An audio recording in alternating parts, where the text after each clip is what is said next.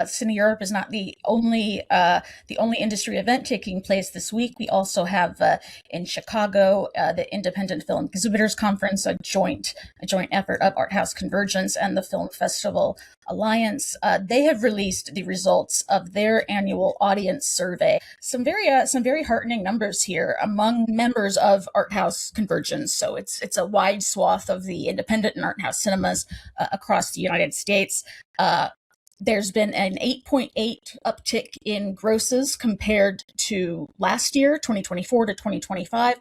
2025 compared to 2019, we've seen a growth of 38% at these art house cinemas. One of the statistics that I really liked here, the audience members who answered the audience survey here, just about a quarter of them only started going to their preferred art house within the last 3 years. The average age of these new art house moviegoers is 40, which is more on our age, but it's just to be 51. So really, I was going to say, it has been 50 plus for a number of years. We've been following these reports from our friends at Art House Convergence for a while now. 70% of these recent attendees are younger than 45. So, a lot of heartening statistics in there about the strength and the continued growth of the art house cinema sector. One thing I love that the art house sector has been doing to sort of compete with this PLF story, right? And so we know sometimes PLF isn't the best answer for an art house cinema. Yeah, there are some exceptions. Art house cinemas aren't gonna. Yeah, I mean the art house equivalent to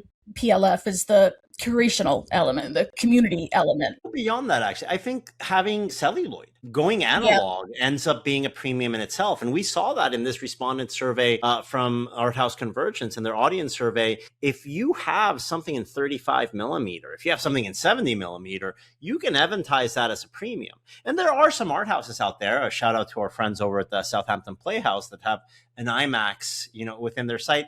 There are some that integrate, PLF elements or a straight up PLF auditorium in their sites.